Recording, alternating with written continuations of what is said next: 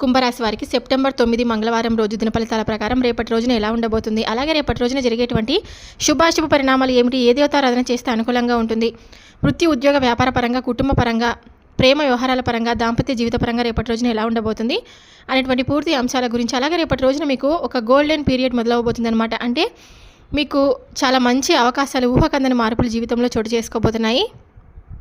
అలాగే ఎస్ అక్షరంతో మొదలైనటువంటి స్త్రీతో రేపటి రోజున కొంచెం తగు జాగ్రత్తలు అయితే పాటించాలి. మరి రేపటి రోజున జరిగేటువంటి పరిణామాల గురించి ఇప్పుడు ఈరోజు ఈ వీడియోలో పూర్తిగా తెలుసుకోబోతున్నాం. కాబట్టి కుంభరాశి వారు సరే, ఎవరైనా సరే మొట్టమొదటిసారిగా మన ఛానల్ని చూసినట్లయితే తప్పకుండా ఛానల్ని సబ్స్క్రైబ్ చేసుకొని, వీడియో నచ్చినట్లయితే లైక్ చేయడం మాత్రం మర్చిపోదండి.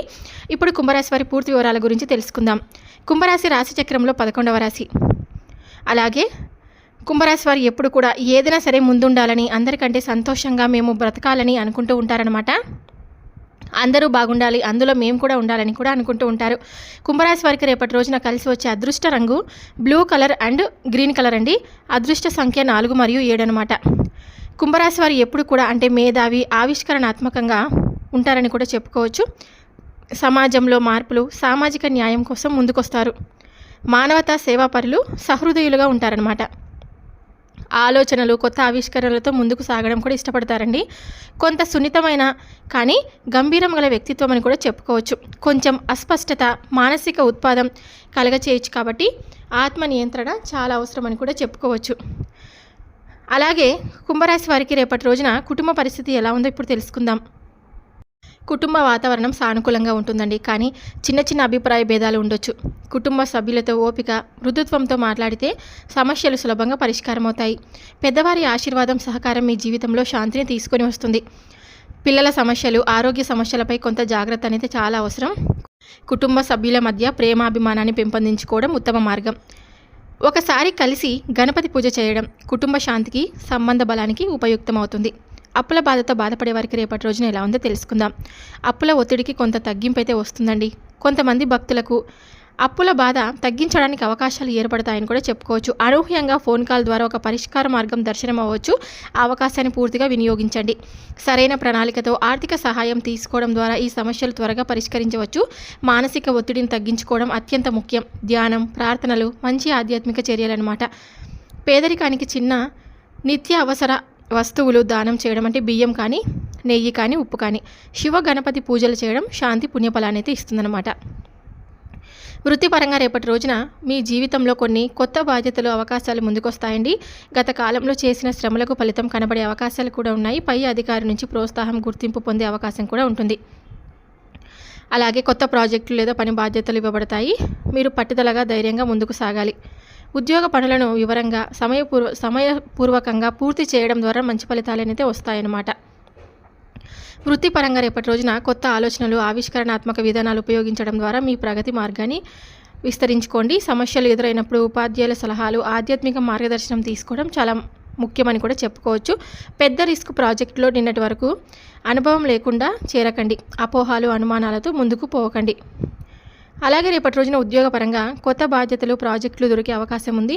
మీ ప్రతిభ, నైపుణ్యాన్ని ప్రదర్శించడానికి ఇది మంచి అవకాశం.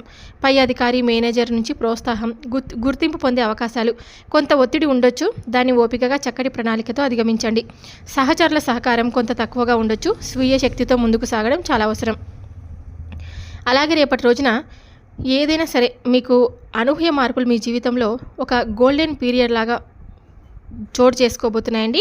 ఇది మీకు ఒక ఊహాకందని మార్పులు అనమాట. ఆశ్చర్యకరమైన అవకాశాలు, విజయానికి మార్గదర్శక అవకాశాలు అని తెస్తుంది. అనూహ్య మార్పులు అంటే గతంలో ఎదురైన కష్టాలు, ఆటంకాలు ఇప్పుడు అదృష్టంగా మారిపోతాయండి. అనుకోని ఫోన్ కాల్, ఓ పరిచయం ద్వారా మీ జీవితం మారే అవకాశం ఉంది. కొత్త అవకాశాలు, కొత్త పరిచయాలు, కొత్త బంధాలు ఈరోజు మీకు ప్రవేశించబోతున్నాయని కూడా చెప్పుకోవచ్చు. అదృష్టం యొక్క వెలుగు అనమాట. అంటే నీలం రంగు వస్త్రం ధరించడం అదృష్టాన్ని ఆకర్షిస్తుంది. 7 లేదా 4 సంఖ్యలతో సంబంధం ఉన్న విషయాలు ఉపయోగించడం అదృష్టాన్ని పెంపొందిస్తుంది. పేదరికానికి తినదగిన వస్తువులు, బట్టలు దానం చేయడం పుణ్యఫలం మీకు తప్పకుండా, ఆ శివుడి ఆశీర్వాదం తప్పకుండా ఉంటుంది. అలాగే ధైర్యంగా ముందుకు పోండి. గత అనుభవాలను వదిలిపెట్టండి. మానసిక స్థితిని శాంతిగా ఉంచుకోవడం ముఖ్యం. ధ్యానం కానీ, ప్రార్థనలు చేసుకుంటూ ఉండండి. ప్రతి నిర్ణయం ముందు మంచి ఆలోచన, శ్రద్ధ అనేది వహించండి. అలాగే రేపటి రోజున కొన్ని ముఖ్యమైనటువంటి సమాచారం వచ్చేసి ఎస్ అక్షరంతో మొదలయ్యేటువంటి పేరున్న స్త్రీతో సంబంధం ఉన్న కొన్ని అనూహ్య సమస్యలు, చికాకులు, గొడవలు, వాదనలు, అవమానాలు, అనుమానాలు ఎదురయ్యే అవకాశం కూడా ఉంది. అంటే ముఖ్యంగా కొన్ని జాగ్రత్తలు అనమాట. ఎమోషనల్గా స్పందించడం మానుకోవాలి. స్పందించే ముందు గంభీరంగా ఆలోచించండి. సహనంతో, ప్రేమాభిమానంతో మాట్లాడడం అత్యంత ముఖ్యం. అపోహలు, అనుమానాలతో ముందుకు పోకండి. స్పష్టమైన సంభాషణతో ఒకరినొకరు గౌరవిస్తూ సమస్య పరిష్కార మార్గాన్ని కనుగొనండి. ఆధ్యాత్మిక శక్తిని పెంపొందించుకోండి. అలాగే సాయిబాబా మంత్రజపం, ధ్యానం చేయడం మనసు ప్రశాంతత పెరుగుతుంది. కీలక నిర్ణయాలు, కఠిన నిర్ణయాలు ఈరోజు తక్షణం తీసుకోవడం మంచిది కాదు. పూర్తి విశ్లేషణ, సమయం తీసుకొని చర్చలు తీసుకోవాలి. మంచి సూచనలు వచ్చేసి శాంతియుత వాతావరణంలో ఈ సంబంధాన్ని కొనసాగించండి. మానవతా సేవలో పాల్గొనడం మంచి పుణ్యఫలం అన్నమాట. పేదరికానికి అవసర వస్తువులు అంటే అన్నం, బియ్యం, నెయ్యి, ఉప్పు దానం చేయడం ద్వారా శాంతి మార్గాన్ని పొందగలరు. ఈ రోజున అంటే రేపటి రోజున ఎస్ అక్షరంతో మొదలయ్యేటువంటి స్త్రీతో అనవసర వాదనలు, అనుమానాలు, అవమానాలు జరగకుండా ఓపిక, మృదుత్వం, ఆధ్యాత్మిక మార్గదర్శనం, పుణ్యదానాలు అలాగే నిస్వార్థ ప్రేమ, అభిమానంతో ముందుకు సాగడం అత్యంత అవసరం. రేపటి రోజున మీరు కొన్ని పూజలు, పరిహారాలు చేసుకోవడం చాలా మంచిదండి. శని దోష పరిహారానికి ముఖ్యమైన పూజలు వచ్చేసి శని మహాత్మ పూజ అనమాట. శని మహాత్మ పూజ అంటే శనిదేవుడిని సమర్పించడం, శాంతి, ఆర్థిక సమస్యలు, ఆధ్యాత్మిక సమస్యలు తగ్గుతాయండి. శని మంత్ర జపం ఓం శనీశ్వరాయ నమః అని 108 సార్లు జపించండి. శని వ్రతం చేయడం ప్రతి శుక్రవారం ప్రత్యేకంగా శని వ్రతం చేసి నీలం వస్త్రం ధరించి శనిదేవుడికి నైవేద్యం సమర్పించాలి. అలాగే శని దోష పరిహారానికి ఉపయోగపడే దానాలు వచ్చేసి నీలం వస్త్రం దానం అండి. పేదరికంలో ఉండేవారికి బ్లూ కలర్ అంటే నీలం కలర్ వస్త్రం దానం చేయడం శని ప్రభావం తగ్గడానికి మంచి పుణ్యఫలం. ఇంకా అన్నదానం, పేదరికంలో వృద్ధులకు బియ్యం, ఉప్పు, నెయ్యి, పప్పు, చక్కెర వంటి నిత్యావసర వస్తువులు దానం చేయడం శని దోష పరిహారానికి మేలు చేస్తుంది. నీలం రంగు దీపం ప్రదీప్తి అంటే శని ఆలయంలో నీలం దీపం వెలిగించడం శాంతి, అదృష్టం అన్నమాట. ఇంకా ప్రతిరోజు సాయిబాబా మంత్రజపం, ధ్యానం చేసుకోండి. శని దినాల్లో ఉపవాసం చేయడం అంటే శ్రద్ధతో నిస్వార్థంగా పూజలు, దానాలు చేయడం మీకు మంచి శుభ ఫలితాలనైతే ఇస్తుంది. అలాగే శని మహాత్మ పూజ, శని వ్రతం, సాయిబాబా ప్రార్థనలు, నీలం వస్త్రం దానం చేయండి. అన్నదానం, నీలం దీపం వెలిగించడం ముఖ్యం. ఆధ్యాత్మిక శ్రద్ధతో, ప్రేమతో, ధైర్యంతో ముందుకు సాగడం. రేపటి రోజున మీకు ఈ చర్యలు చేసి మీరు శని దోష ప్రభావాన్ని తగ్గించుకొని మీ జీవితంలో శాంతి, సంతోషం, విజయాన్ని పొందగలుగుతారు. అలాగే రేపటి రోజున మీకు ఆరోగ్య పరిస్థితి ఎలా ఉండబోతుందో కూడా తెలుసుకుందాం. ఆరోగ్యాన్ని ప్రత్యేకంగా జాగ్రత్తగా చూడాలి. కొంత అలసట, మానసిక ఒత్తిడి ఉండవచ్చు. సరైన విశ్రాంతి, మంచి ఆహారం, నిత్య వ్యాయామం అవసరం.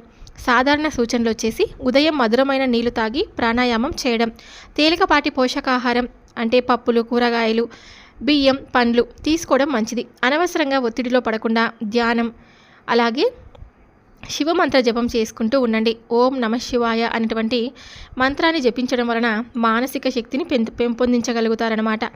ఇంకా రేపటి రోజున కొంచెం మీకు ఎటువంటి చిన్న చిన్న జబ్బులు వస్తే ప్రమాదం అయితే ఉందండి. హెడేక్ కానీ, జలుబు, జీర్ణ సమస్యలు ఏర్పడే అవకాశం. తక్కువ మసాలా ఆహారం తీసుకోవడం మంచిది. ఎక్కువ శారీరక శ్రమ తగ్గించడం. ప్రయాణ సూచనలు వచ్చేసి రేపటి రోజున ప్రయాణం చేయడం అనుకూలంగా ఉంటుంది, కానీ జాగ్రత్తలు అయితే పాటించాలి.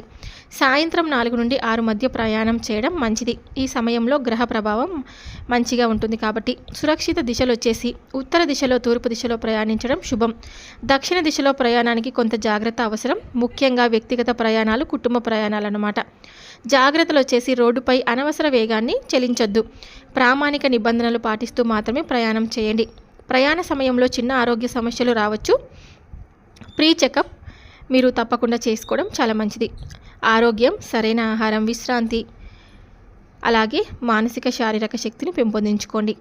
ప్రయాణం వచ్చేసి ఉత్తర, తూర్పు దిశలో సాయంత్రం ప్రయాణం చేయడం శుభం. జాగ్రత్తగా ముందుకు సాగడం చాలా ముఖ్యం. ముఖ్యంగా ఈ కుంభరాశి వారు ఎప్పుడు కూడా శుభ ఫలితాల కోసం చేయవలసినటువంటి కొన్ని దానాలండి. ఆరోగ్య శ్రేయస్సు కోసం దానాలన్నమాట. పేదరికంలో ఉండేవారికి బియ్యం, నెయ్యి, ఉప్పు, పప్పు, చక్కెర వంటి నిత్యావసర వస్తువులు దానం చేయడం మీ ఆరోగ్య శ్రేయస్సు కోసం శాంతి ఫలితాలను అయితే ఇస్తుందన్నమాట. శని దోష పరిహారానికి దానాలు వచ్చేసి నీలం వస్త్రం, పేదరికంలో ఉండే మహిళలకు దానం చేయడం శని ప్రభావాన్ని తగ్గించడానికి పుణ్యఫలం అవుతుంది.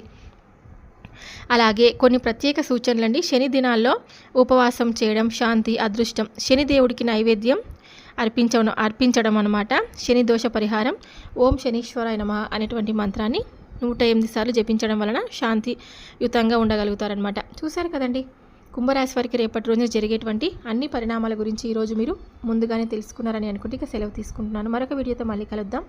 Thank you for watching.